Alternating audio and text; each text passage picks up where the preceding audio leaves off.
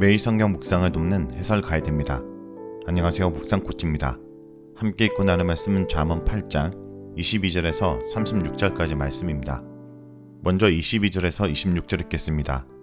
여호와께서 그 조화의 시작 곧 태초에 일하시기 전에 나를 가지셨으니 만세 전부터 태초부터 땅이 생기기 전부터 내가 세움을 받았나니 아직 바다가 생기지 아니하였고 큰 샘들이 있기 전에 내가 이미 났으며 산이 세워지기 전에 언덕이 생기기 전에 내가 이미 났으니 하나님이 아직 땅도 들도 세상 진토의 근원도 짓지 아니하셨을 때에라. 오늘 본문 잠언 8장 22절에서 36절은 지혜의 두 번째 강연에 해당하는 8장 1절부터 36절의 후반에 속합니다. 1절부터 21절까지는 지혜의 초청과 유익, 지혜의 현재 속성과 통치 등을 말했습니다. 이제 22절에서 31절은 내용상 두 부분으로 나누어 창조 때의 지혜의 역할과 지혜의 초청을 묘사합니다. 이 단락에서 지혜는 하나님의 우주 창조에 관한 하나님의 속성을 소개합니다.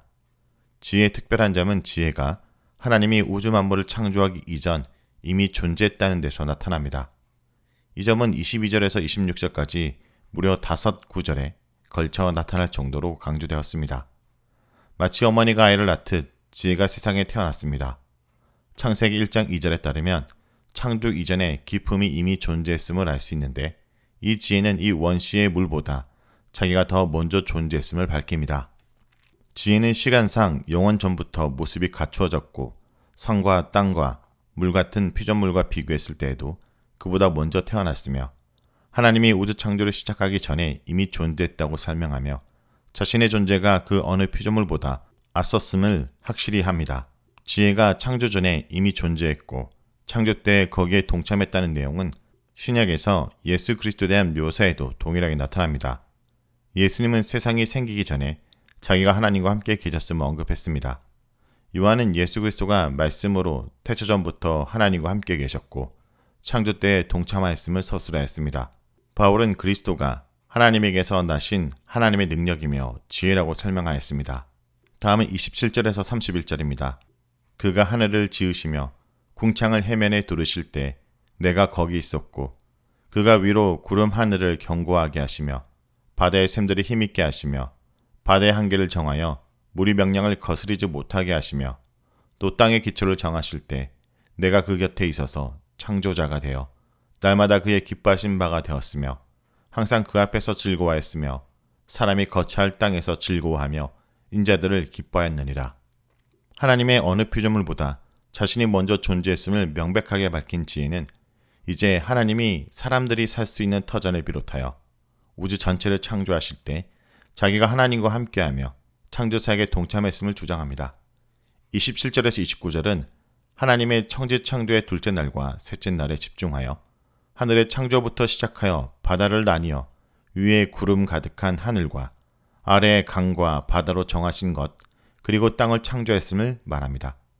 특히 하나님이 세상을 형성할 때에 있어 하늘을 세우고 깊은 바다에 태를 두르고 하늘의 구름을 견고하게 하고 깊은 바다의 샘들을 확정하고 바다의 경계를 정하고 땅의 기초를 정하실 때 지혜가 일일이 동참하였음을 두드러지게 묘사합니다. 욥기 28장 24절에서 26절, 38장 10절에서 11절이나 시편 104편 1절에서 9절에도 하나님께서 창조물이 각각 자기 위치를 지킬 수 있도록 일일이 경계를 정하시고 또 그것이 제대로 유지되도록 하셨음을 찬양합니다. 이와 같은 묘사는 하나님의 전능하신 능력과 지혜를 더 높입니다.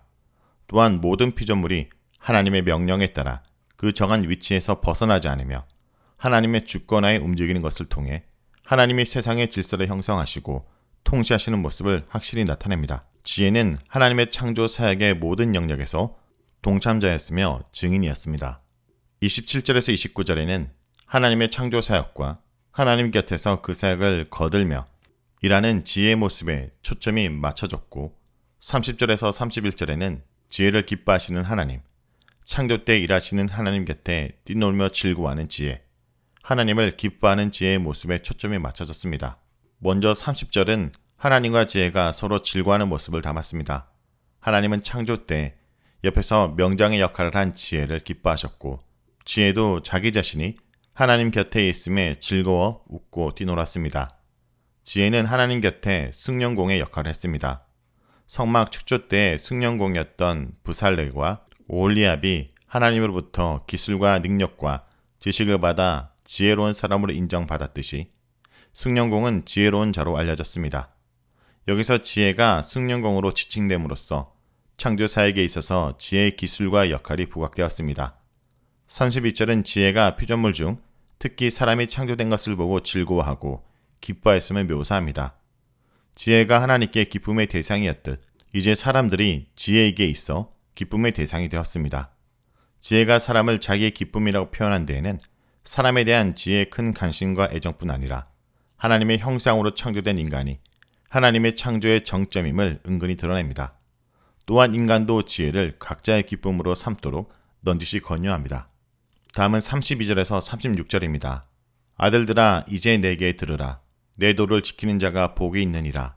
훈계를 들어서 지혜를 얻으라. 그것을 버리지 말라. 누구든지 내게 들으며 날마다 내 문 곁에서 기다리며 문설주 옆에서 기다리는 자는 복이 있나니 대저 나를 얻는 자는 생명을 얻고 여호와께 은총을 얻을 것임이라. 그러나 나를 잃는 자는 자기의 영혼을 해하는 자라. 나를 미워하는 자는 사망을 사랑하느니라. 32절에서 36절은 8장의 서두 부분인 1절에서 11절과 마찬가지로 지혜의 초청을 재차 언급하면서 지혜를 얻도록 촉구합니다. 이때 1절에서 11절은 지혜가 성문이나 마을의 사거리 등 사람들이 많이 있는 곳에서 그들을 기다리며 외치고 있는 장면이 묘사됩니다.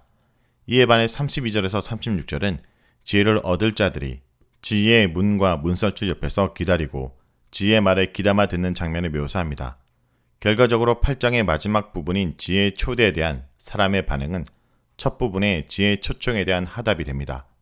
중간 부분에 기록된 지혜의 현재와 과거의 역할과 유익은 지혜의 초청을 듣는 자들이 그 초청을 속히 수락하도록 촉구하는 구실합니다.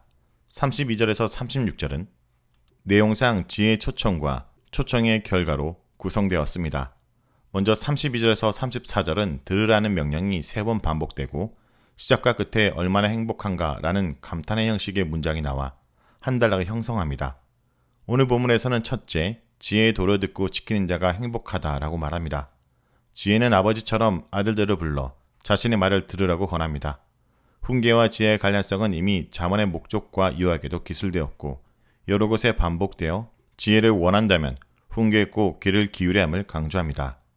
둘째, 지혜의 말을 듣고 지혜가 거하는 곳, 가까이에서 지혜를 기다린 자가 행복합니다. 아버지의 말을 듣는 것은 곧 지혜의 말을 듣는 것과 같습니다. 기다리며 간절히 사모하고 적극적으로 찾을 때 지혜를 얻을 수 있기 때문입니다. 이와 같이 지혜를 문 옆에서 기다리라 라는 명령은 음녀의 집에도 가까이 가지 말라 라는 명령을 상기시킵니다. 음녀를 찾아 거리와 골목을 헤매다 그녀의 집에 들어간 우매한 젊은이에게는 형벌과 사망이 기다리고 있지만 지혜 옆에서 기다리고 기다리는 자는 행복한 자입니다. 지혜를 찾는 자와 놓치는 자의 최후는 극과 극입니다. 지혜의 초청에 귀를 기울여 지혜를 찾는 자는 생명을 얻고 하나님의 은총을 얻게 됩니다.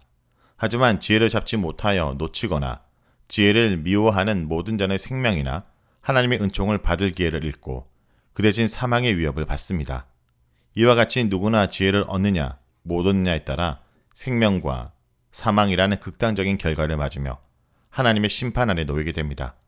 여기서 생명과 사망은 육체적인 죽음에 앞서 영적, 도덕적, 사회적 죽음을 가리킵니다.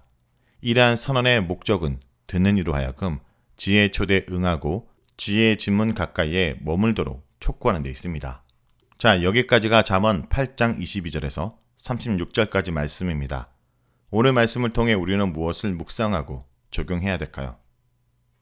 적극적으로 지혜를 얻는 자가 복이 있습니다. 사랑하는 자가 문을 열고 나오기만 간절히 기다린 사람처럼 지혜를 사랑하며 부지런히 강구해야 됩니다. 예수님은 자신이 오신 이유가 사람들이 생명을 얻고 또 풍성히 얻게 하기 위한 것이라고 말씀하셨습니다. 따라서 지혜이신 예수님의 초대를 거부하는 것은 자신을 죽음에 몰아넣는 것과 같습니다. 주님의 초대를 받아들인 것으로 그치지 않고 날마다 주님과 교제하며 주님의 도를 지키는 성도 여러분 되길 간절히 기도드립니다.